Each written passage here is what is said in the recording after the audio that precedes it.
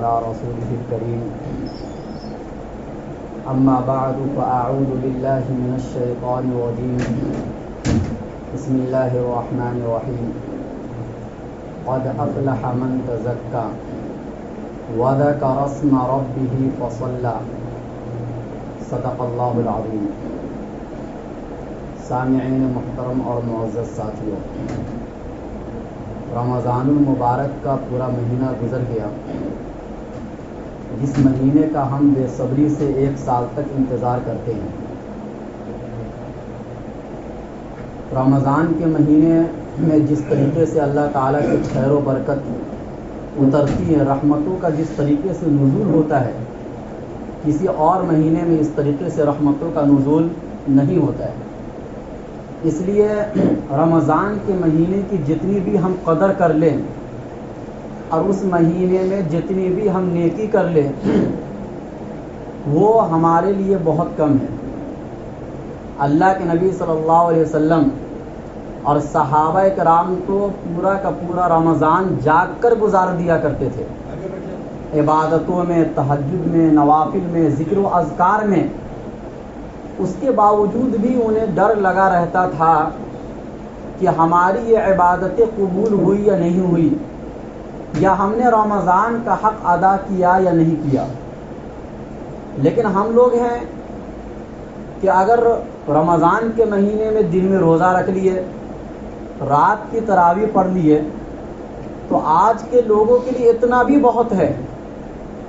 لیکن کچھ وہ لوگ بھی ہیں جو اتنی بھی قدر نہیں کر پاتے ہیں۔ تو ایسے لوگوں کو بہرحال اللہ تعالیٰ سے توفیق مانگنی چاہیے، کیونکہ اللہ تعالیٰ اپنے گھروں میں آنے کی توفیق انہی لوگوں کو دیتے ہیں جن سے اللہ پیار اور محبت کرتے ہیں۔ تو یہ عزم کرنا چاہیے کہ اس رمضان میں جو کمی کوتاہی ہو گئی ہے، آئندہ رمضان میں ایسی کمی کوتاہی نہیں ہوگی، اور اس اللہ کا شکر ادا کرنا چاہیے کہ جس اللہ نے ہمیں رمضان المبارک جیسا مہینہ عطا فرمایا، جو اس سے پہلے دنیا کی کسی قوم کو ایسا مہینہ اللہ نے نہیں دیا۔ اس مہینے میں اللہ تعالیٰ نے ایسی رات عطا فرمائی جو رات اللہ تعالیٰ نے ان سے پہلے کسی بھی امت کو نہیں دی تھی۔ اسی مہینے میں اللہ نے ایسی کتاب قرآن کریم کو اتارا جیسی کتاب اللہ تعالیٰ نے اس امت سے پہلے کسی امت کو نہیں دی تھی۔ اسی طریقے سے ہمیں اللہ کا شکر اس بات پر بھی ادا کرنا چاہیے کہ انہوں نے تراویح جیسی نماز ہمیں عطا کی اور رمضان المبارک کا روزہ رکھنے کی توفیق دی، اور آسانی سے ہم نے ادا کر لیا۔ رمضان کا پورا مہینہ گزر گیا اور ہم نے بہت آسانی سے رمضان کا روزہ بھی رکھ لیے، اور رمضان کا روزہ رکھنے کے بعد ہم نے تراویح بھی مکمل پابندی سے ادا کر لی۔ اسی لیے ہمیں اللہ تعالیٰ کا شکر ادا کرنا چاہیے۔ اسی طریقے سے اللہ تعالیٰ نے اس مہینے میں ہمیں رمضان کا روزہ رکھنے کے بعد ایک ایسی خصوصیت دی ہے کہ جیسی خصوصیت اس سے پہلے کسی امت کو روزہ رکھنے کے بعد نہیں ملی۔ اور وہ خصوصیت کیا ہے کہ ایک اہم دروازے سے جنت میں داخلہ ہوگا آپ کا، جس کو باب الریان کہا جاتا ہے۔ اسی طریقے سے کہ اللہ تعالیٰ نے اس مہینے میں ایسی 2 خوشی عطا فرمائی کہ جس خوشی کے ذریعے سے اللہ تعالیٰ نے ہمارا اکرام کیا ہے۔ اکرام کیا کیا کہ اللہ تعالیٰ نے، اللہ کے نبی صلی اللہ علیہ وسلم نے فرمایا کہ للصائم فرحتان، فرحۃ عند فطرہ وفرحۃ عند لقاء ربہ، کہ ہم اور آپ جو رمضان کے مہینے میں روزہ رکھتے ہیں تو ہمیں اللہ 2 خوشی دیتا ہے۔ کتنی خوشی دیتا ہے؟ 2 قسم کی خوشی ہمیں عطا فرماتا ہے۔ پہلی خوشی تو روز ملتی ہے، یعنی ایک انسان جب پورے دن روزہ رکھتا ہے تو شام میں جا کر جب افطار کرتا ہے تو افطار کرنا یہ بھی ایک قسم کی خوشی ہے اللہ کی طرف سے، کہ بھائی ایک آدمی پورے دن بھوکا تھا، ان چیزوں کو بھی نہیں کھایا جو کھانا اس کے لیے حلال تھا، شام میں جا کر اس کو کھانے کی اجازت مل گئی۔ اللہ کے نبی صلی اللہ علیہ وسلم نے فرمایا مومن کے لیے یہ پہلی خوشی ہے۔ دوسری خوشی ہر مومن کو اس وقت نصیب ہوگی کہ جب ہماری ملاقات اللہ تعالیٰ سے روبرو آمنے سامنے ہوگی اور ہم روزہ رکھ کر اللہ سے ملاقات کریں گے، تو اس وقت اللہ تعالیٰ جو بلا حساب و کتاب ہمیں اجر و ثواب دیں گے، اس اجر و ثواب کو دیکھ کر ہمیں خوشی ہوگی۔ اچھا، اسی طریقے سے اگر آپ اس حدیث پر غور کریں گے تو جس طریقے سے ایک خوشی تو ہمیں روز ملی افطاری کے وقت میں، لیکن پورا مہینہ گزر جانے کے بعد عید کا دن آتا ہے، اور عید کا دن پورا کا پورا افطاری کا دن ہے، مطلب کھانے پینے کا دن ہے، تو پورا مہینہ گزرنے کے بعد بھی اللہ تعالیٰ ایک دن کی خوشی ہمیں عطا فرماتے ہیں۔ کیوں فرماتے ہیں؟ اس لیے کہ آپ نے پورا مہینہ اللہ کی بندگی میں گزار دیا، جس کا تقاضا یہ تھا کہ اللہ کی طرف سے آپ کو خوشی ملنی چاہیے، کیونکہ اللہ تعالیٰ نے ہر انسان کے نفس میں غمی اور خوشی دونوں قسم کی چیزوں کو رکھا ہے، اور اسلام آپ سے یہ بالکل نہیں کہتا ہے کہ آپ کوئی بھی دن خوش نہ ہو یا خوشی نہ مناؤ۔ خوشی منانے کا حکم خود اسلام دیتا ہے، اسلام خود آپ کو آزادی دیتا ہے، اسلام آپ کی فطرت کی باتیں کرتا ہے، اسلام آپ کی طبیعتوں کی باتیں کرتا ہے۔ تو اس لیے اسلام نے یہ نہیں کہا کہ آپ عید والے دن بھی بس روزہ رکھ لیے، آخرت میں جو ملے گا وہ ملے گا، اس دن خوش ہو جانا، آج خوش ہونے کا کوئی دن نہیں ہے، ایسا اسلام نے نہیں کہا، بلکہ یہ کہا کہ وہ تو خوشی ہوگی اس وقت جب ہم اجر و ثواب دیکھیں گے، لیکن دنیا میں نقد خوشی بھی آپ کو ملے گی، اور وہ یہ ہے کہ 30 دن روزہ رکھنے کے بعد آپ کو ایک دن کی خوشی ملے گی۔ اسی طریقے سے اس سے ایک نتیجہ یہ نکلا کہ جو انسان اپنی پوری زندگی اللہ کے احکام کے مطابق زندگی گزارے گا، امر و نواہی پر مکمل طور سے عمل کرے گا، تو قبر کی زندگی کا جو پہلا دن ہوگا وہ بھی اس کی خوشی کا پہلا دن ہوگا۔ یعنی ایک انسان جب مکمل رمضان کے مہینے میں عبادتوں کو انجام دیا تو اللہ تعالیٰ نے اسے خوشی کا ایک دن عطا فرمایا۔ کیوں؟ اس لیے کہ آپ نے مکمل ایک مہینہ اللہ تعالیٰ کے احکام کے مطابق زندگی گزاری، جن چیزوں کے کرنے کا حکم دیا آپ نے وہی کام کیا، جن چیزوں سے رکنے کا حکم دیا آپ ان تمام چیزوں سے رکے ہیں۔ تو اسی طریقے سے اگر پوری زندگی آپ کی ایسی ہی گزرے گی تو انشاءاللہ قبر کا جو پہلا دن ہوگا، اور وہی آخرت کی سیڑھیوں میں سے پہلی سیڑھی ہے، وہ دن بھی آپ کی عید کا دن ہوگا۔ تو خوشی اصل ہمیں سمجھنا ہے کہ عید کے دن جو ہم خوش ہوتے ہیں، یہ خوشی اصل کیسی خوشی ہے؟ کیا کپڑا پہن لینا یہ خوشی کا نام ہے؟ اچھے کھانے کھا لینا یہ خوشی کا نام ہے؟ کسی بڑے شاعر نے کہا یا کسی بزرگ کا قول ہے کہ لیس العید، کہ عید اس شخص کی نہیں ہے لمن لبس الجدید، جو نیا کپڑا پہن لیا، بلکہ انما العید لمن خاف بالوعید، کہ وہ عید تو اصل میں اس شخص کے لیے ہے جو میری وعید سے ڈرتا ہے، جو میرے عذاب سے ڈرتا ہے، جو میری جہنم سے ڈرتا ہے، جو میرے جنت کا طلبگار ہے۔ عید اصل میں ایسے لوگوں کے لیے ہے۔ پھر فرمایا کہ لیس العید لمن تبخر بالبخور، کہ عید اس شخص کی نہیں ہے جو اچھے اچھے خوشبو لگا لے اپنے جسم پر یا اپنے لباس پر، بلکہ عید اس شخص کے لیے ہے کہ جو اللہ تعالیٰ کے وعید سے بھی ڈرے اور آگے اپنی زندگی اس قابل بنا لے کہ ہم پوری زندگی اللہ کے احکام کے مطابق زندگی گزاریں گے۔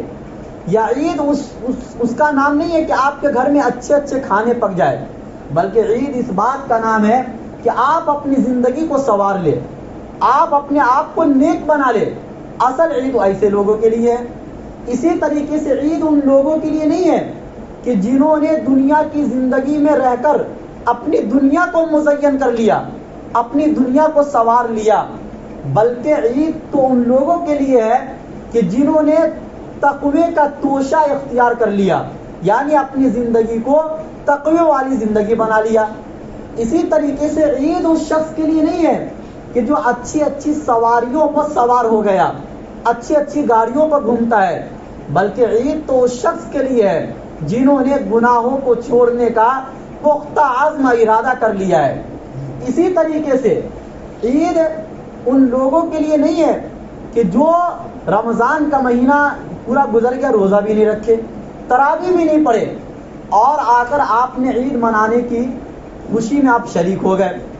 تو اگرچہ خوشی میں آپ شریک ہو گئے، ظاہری خوشی آپ کو ملے گی، لیکن باطنی خوشی جو اصل اس عید کی حقیقت ہے کہ وَرِضْوَانٌ مِّنَ اللَّهِ اکبر، اللہ کی طرف سے جو خوشنودی آپ کے لیے اترے گی آسمان سے، وہ اصل خوشنودی ہے، وہ اصل عید ہے.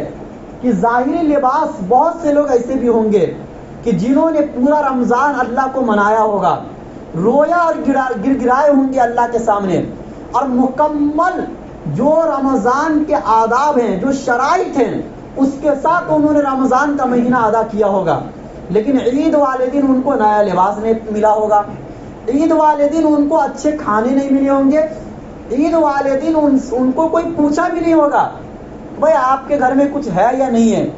لیکن ہو سکتا ہے کہ اللہ کی خوشنودی اس آدمی کے لیے اتر جائے جو کہ اصل عید کی حقیقت ہے، اور جو اچھے اچھے لباس پہنے، اچھے اچھے کپڑے پہنے، اچھے اچھے کھانے کھائے، ان کے لیے اللہ کی طرف سے خوشنودی نہ اترے، ایسا بھی ہو سکتا ہے. تو اصل جو عید کی حقیقت ہے اور جس میں خوشی دوامی ہوتی ہے، ہمیشگی ہوتی ہے. دیکھو دنیا کی جتنی بھی خوشی ہے وہ وقتی ہوتی ہے، چند لمحوں کے لیے ہوتی ہے، اور اس کے بعد وہ خوشی کا ٹائم ختم ہو جاتا ہے. آپ شادی کرتے ہیں، آپ کو ایک طریقے سے خوشی حاصل ہوتی ہے، لیکن کتنا دن؟ 1 دن، 2 دن، 3 دن، یا اس طریقے سے دنیا میں جتنے بھی پروگرام ہوتے ہیں ان تمام کی خوشی وقتی ہوتی ہے. لیکن عید کے دن جو خوشی آپ کو ملتی ہے وہ دائمی ہوتی ہے. دائمی اس لیے ہوتی ہے کہ ایک مرتبہ اگر اللہ تعالیٰ کسی سے راضی ہو گئے اور یہ اعلان کر دیا فرشتوں کے سامنے کہ اس بندے سے میں راضی ہو گیا ہوں، تو قیامت تک اس بندے سے ناراض اللہ نہیں ہوں گے. یہ اصل خوشی ہوتی ہے. سمجھو کہ اس کا بیڑا کیا ہو گیا؟ پار ہو گیا، پھر تو وہ جنت میں چلا گیا. اور وہی بات جو اللہ کے نبی صلی اللہ علیہ وسلم نے ایک حدیث میں فرمایا کہ ان فی الجنت بابا یقال له الریان، کہ جنت میں ایک دروازہ ہے جس کا نام ہے ریان، اور اس دروازے سے کون لوگ داخل ہوں گے؟ روزے دار لوگ. چنانچہ قیامت کے دن اعلان ہوگا این الصائمون، روزے دار لوگ کہاں ہیں؟ چند لوگ کھڑے ہو جائیں گے جو دنیا میں پابندی سے روزہ رکھتے تھے. فَإِذَا دَخَلُوا أُغْلِقَ الْبَابِ، جب یہ لوگ اس دروازے سے جنت میں داخل ہو جائیں گے تو پھر یہ دروازہ کیا ہو جائے گا؟ بند ہو جائے گا. اس کے بعد اس دروازے سے کوئی بھی آدمی داخل نہیں ہو پائے گا.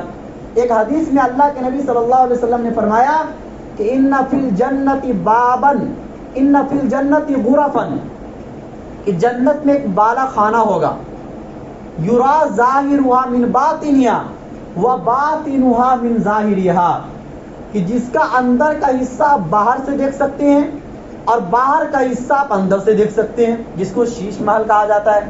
یہ تو دنیا کے شیش محل ہے، لیکن آخرت میں اللہ کس طریقے سے تیار کر کے رکھے ہوں گے اس کا اندازہ تو ہم اپنے ان ذہنوں سے نہیں لگا سکتے ہیں.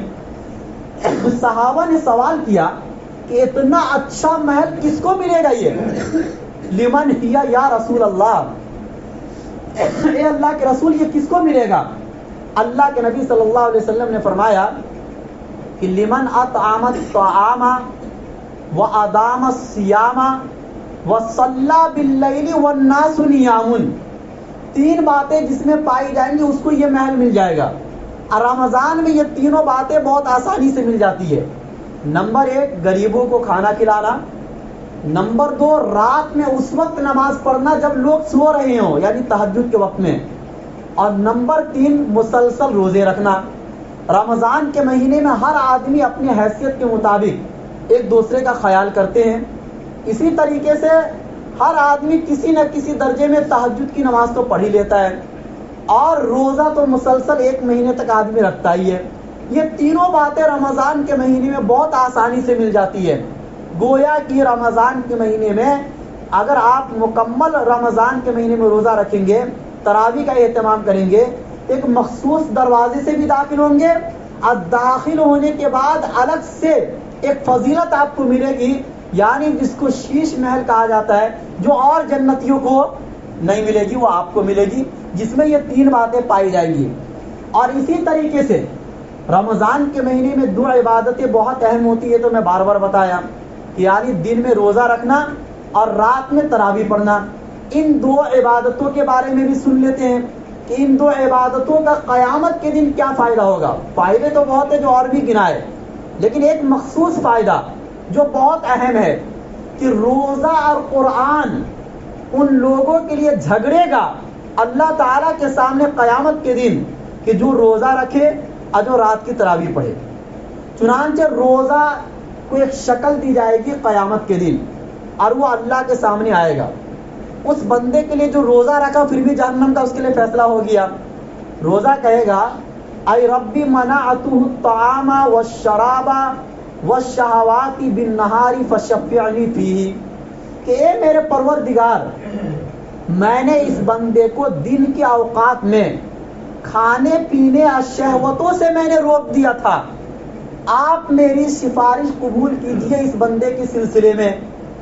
دوسری طرف سے قرآن آ جائے گا، قرآن کو بھی ایک شکل دی جائے گی۔ قرآن آ کر کہے گا اے ربی منعتہ النوم باللیل، اے میرے پروردگار، میں نے اس کو رات میں سونے سے روک دیا تھا۔ 20 رکعت تراویح یہ بندہ پڑھتا تھا، اگر چاہتا تو سو بھی سکتا تھا آ کر گھر پر کام سے فارغ ہونے کے بعد، لیکن اس کے باوجود بھی یہ بندہ صرف میری محبت میں اپنی نیند کو قربان کر کے اس نے 20 رکعت تراویح کا اہتمام کیا ہے، لہٰذا اس بندے کے بارے میں آپ میری سفارش کو قبول کیجئے۔ چنانچہ حدیث کے الفاظ ہیں فَيُشَفَّعَانِ، کہ ان دونوں کی سفارش قبول کی جائے گی۔ اور قبول کیوں نہیں کی جائے گی جبکہ قرآن خود اللہ کا کلام ہے، اور اللہ اپنے کلام کی بات، اپنے صفت کلام کی بات کیسے نہیں مانیں گے؟ اور روزے کے بارے میں تو حدیث میں یہ آ گیا کہ روزہ میرے لیے ہے، اب میں خود روزے کا بدلہ دوں گا، تو روزے کا بھی مقام و مرتبہ بہت زیادہ ہے۔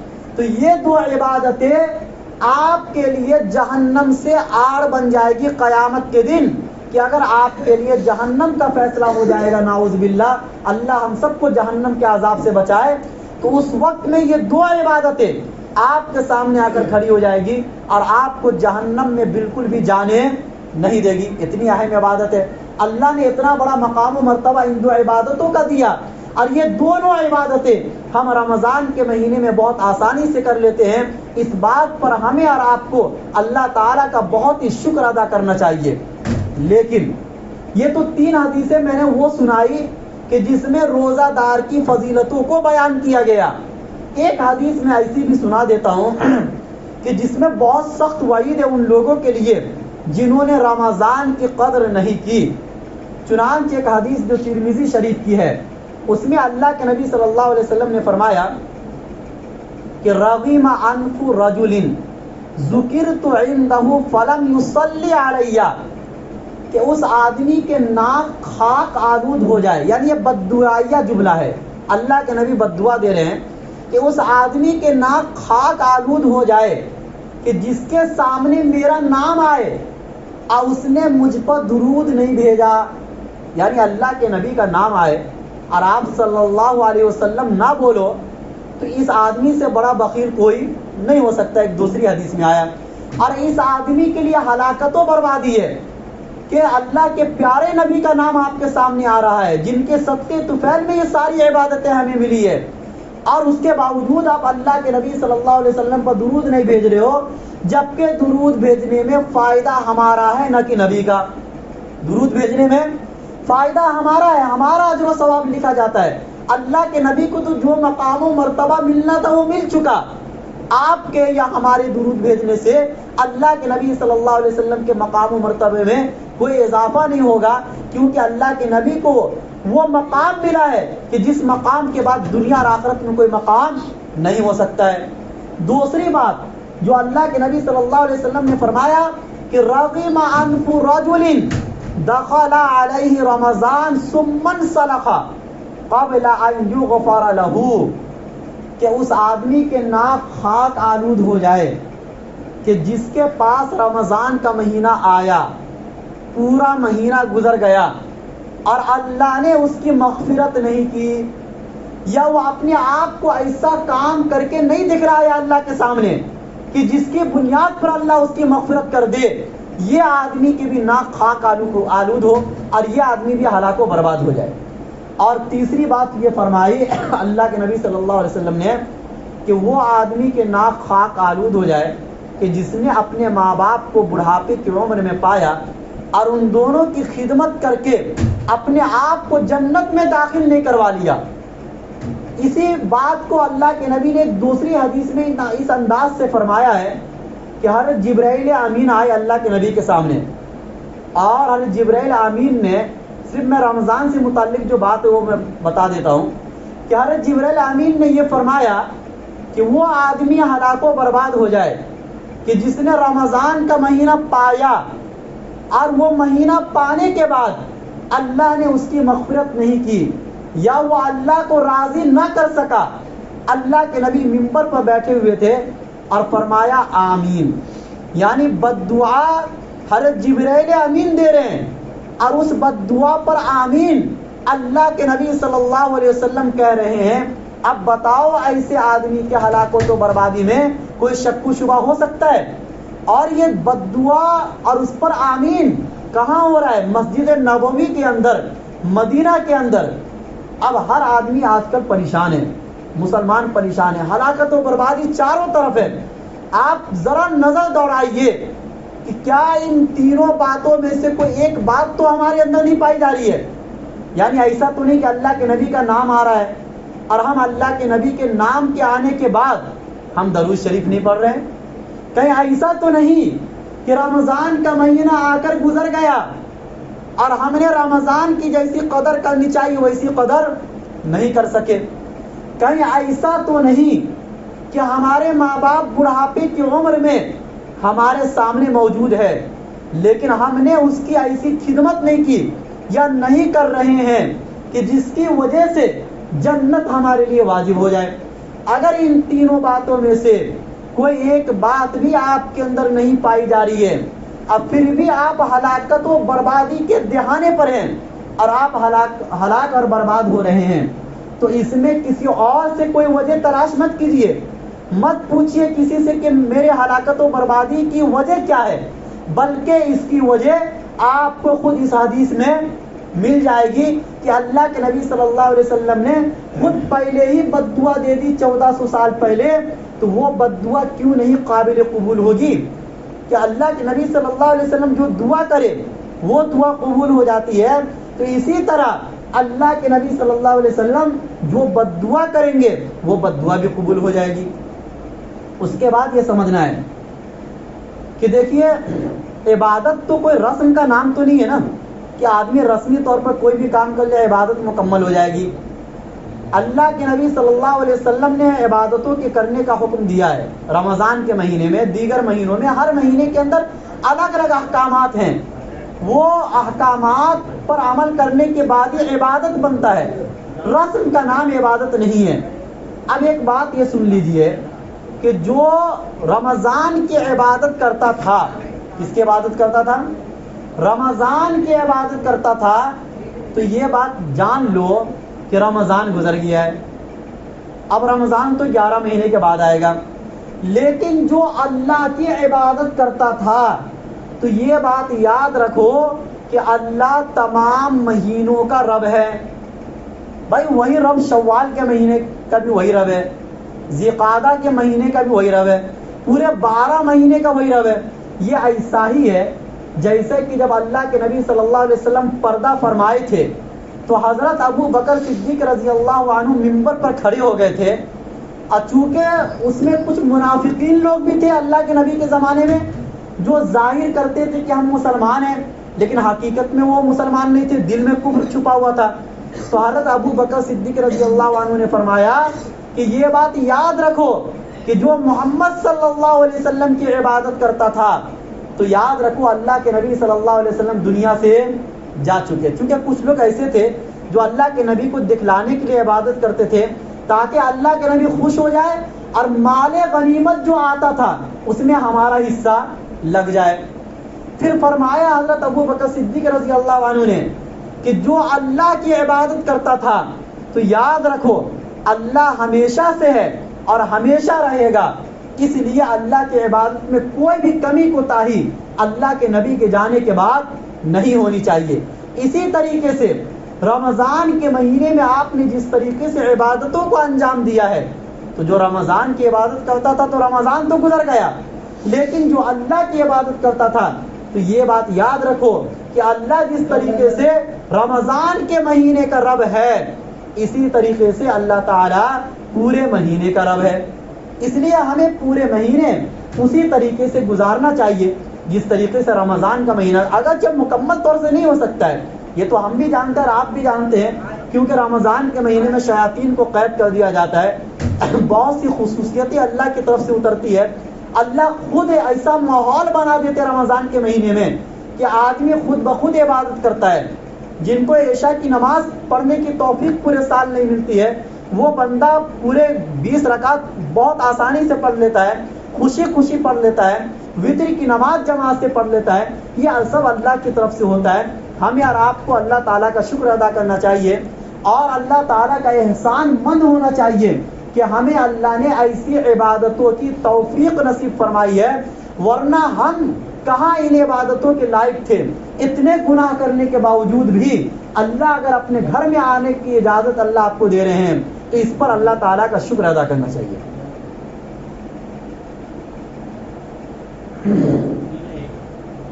جو حضرات صدقہ فطر ابھی تک ادا نہیں کیے ہیں تو اصل حکم یہی ہے کہ عید کی نماز سے پہلے آپ کو صدقہ فطر ادا کر دینا ہے۔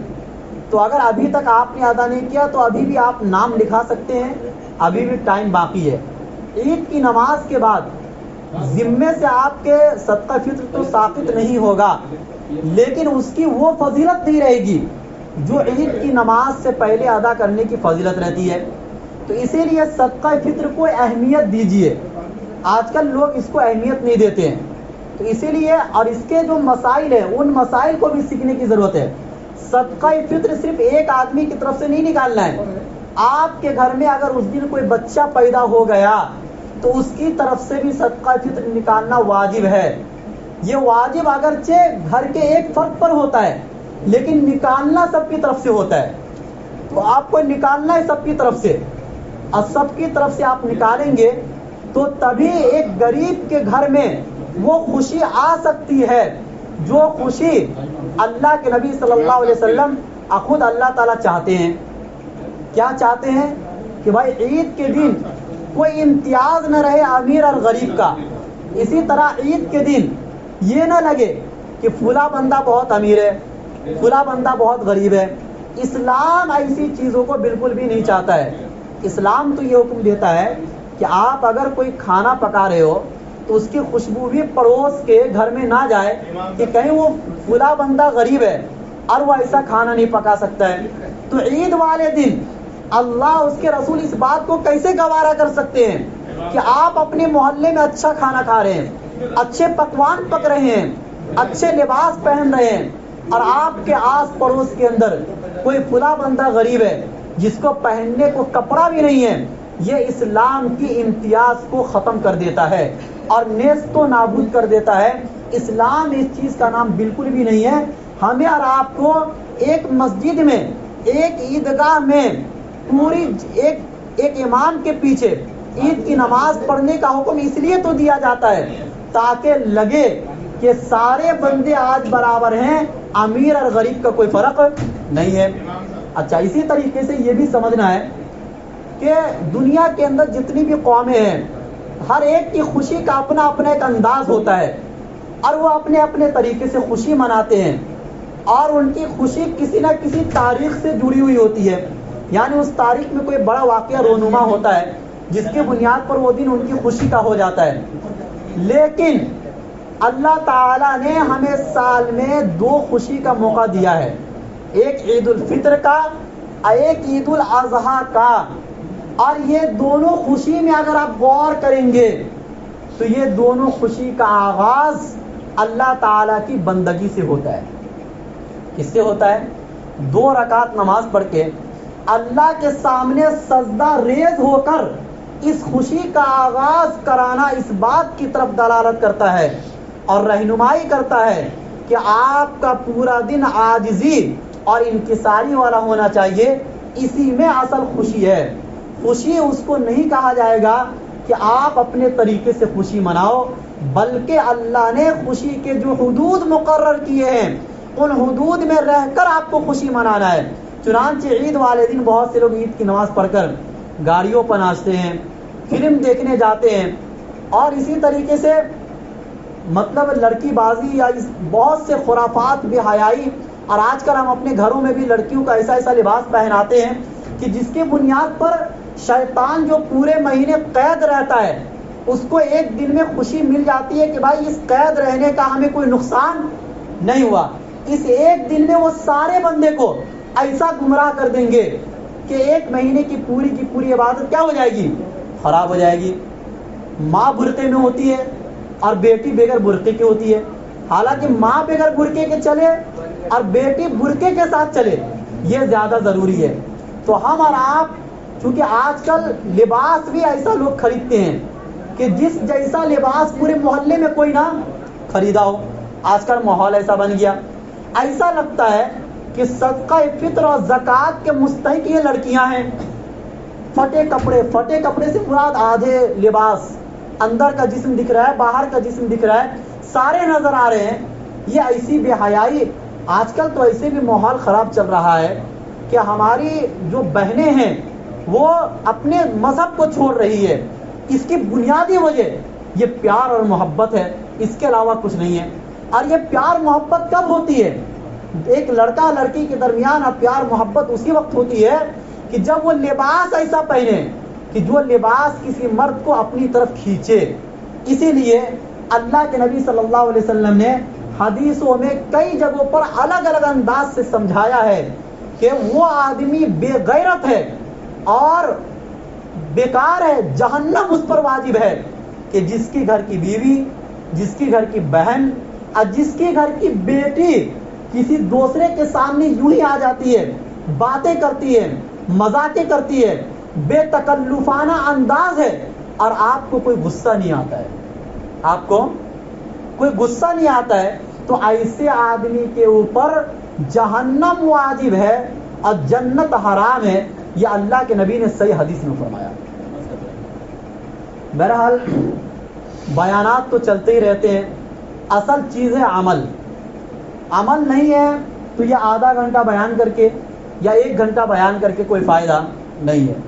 پورے مہینے چلاتے رہا کہ بھائی تراویح کی نماز مکمل پابندی سے ہر آدمی پڑھے، لیکن وہی لوگ جو گنے چنے ہوتے ہیں جو ہر سال پابندی سے پڑھتے ہیں اتنے ہی لوگ پڑھے.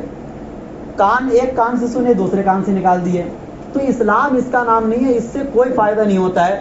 اصل آپ اپنی زندگی کو عمل کے لیے تیار کرو، بیان سننے کے لیے نہیں. مقصد بیان کرنا نہیں ہوتا ہے، مقصد آپ لوگوں کو ترغیب دینا ہوتا ہے تاکہ کسی بھی طریقے سے آپ عمل پر آ جاؤ. بہرحال عید کی نماز یہ شکرانے کے طور پر ہم اور آپ یہ نماز ادا کرتے ہیں، کیونکہ اللہ تعالیٰ نے یہ کہا کہ جو میں پورا مہینہ میں نے تمہیں عبادتوں کی توفیق دی ہے، اس پر آخر میں چل کر سب سے پہلے میرا شکر ادا کرو. اور میرا شکر کیسے ادا ہوگا؟ 2 رکعت نماز پڑھ کے میرا شکر ادا ہوگا. لیکن اس نماز کا طریقہ بقیہ نمازوں سے مختلف ہے، الگ ہے. الگ اس لیے رکھا گیا کیونکہ یہ الگ طریقے کی خوشی ہے، تاکہ بندے کو یہ پتا چلے کہ یہ الگ طریقے کی خوشی ہے تو اس کی نماز بھی الگ طریقے کی ہے. طریقہ کچھ زیادہ الگ نہیں ہے، بس 6 زائد تکبیر اس نماز کے اندر الگ سے ہوتی ہے. وہ یہ کہ آپ سب سے پہلے نیت کریں گے. دیکھو نیت بہت سے لوگ اس طریقے سے کرتے ہیں کہ امام ثنا بھی پڑھ لیا ہے، قرأت شروع کر چکا ہے، پھر بھی کچھ لوگ نیت ہی کر رہے ہوتے ہیں. یہ طریقہ بالکل غلط ہے. جیسے امام اللہ اکبر کہے ان کے ساتھ فوراً ہی آپ کا بھی اللہ اکبر ہونا چاہیے. نیت دل کے ارادے کا نام ہے، الفاظ سے بولنا یا زبان سے بولنا کوئی ضروری نہیں ہے. نیت آپ کو دل میں یہ کر لینا ہے کہ میں نماز عید الفطر کی 2 رکعت 6 زائد تکبیروں کے ساتھ پیچھے اس امام کے اللہ اکبر، بس اتنا آپ کو بولنا ہے. یعنی 6 زائد تکبیر کی نیت کرنا ہے، اب پیچھے اس امام کی نیت کرنا ہے اور 2 رکعت کی نیت کرنا ہے. آپ کی نیت مکمل ہو گئی. پھر اس کے بعد امام اللہ اکبر کہے گا. یہ اللہ اکبر تکبیر تحریمہ ہے، اور اس کے بعد ثنا پڑھنا ہے جیسے کہ عام نمازوں میں ہوتا ہے. پھر یہ ثنا پڑھ لینے کے بعد اب 3 زائد تکبیریں آپ کو کہنا ہے. ان 3 زائد تکبیروں کا طریقہ یہ ہے کہ پہلی تکبیر کہہ کر ہاتھ اٹھا کر چھوڑ دینا ہے، دوسری تکبیر میں بھی ہاتھ اٹھا کر چھوڑ دینا ہے، تیسری تکبیر میں ہاتھ اٹھا کر باندھ لینا ہے. اس کے بعد تعوذ تسمیہ پھر جو امام کا کام وہ کرے گا. اس کے بعد جب دوسری رکعت شروع ہوگی تو سورہ فاتحہ پڑھنے کے بعد سورت ملانے کے بعد رکوع میں جانے سے پہلے آپ کو 3 زائد تکبیر پہلے کہنا ہے، یعنی 3 مرتبہ ہاتھ اٹھا کر چھوڑ دینا ہے. آپ کو اس درمیان کچھ نہیں کرنا ہے. چوتھی مرتبہ جب اللہ اکبر کہا جائے گا تو اس میں آپ کو رکوع میں چلے جانا ہے. پھر نماز انشاءاللہ مکمل ہو جائے گی. پھر اس کے بعد نماز کے بعد خطبہ. ہر بندہ خطبہ سن کر ہی اٹھے، اپنی جگہ سے نہ اٹھے. اب بات بالکل بھی خطبے کے دوران نہ کرے. خطبے کے دوران بات کرنے سے مکمل منع کیا جاتا ہے. آپ کو جس طریقے سے مناسب لگے آپ سکون اور وقار کا ماحول بنائے رکھیں. اس کے بعد دعا ہوگی اور ہمارا پورا عمل مکمل ہو جائے گا.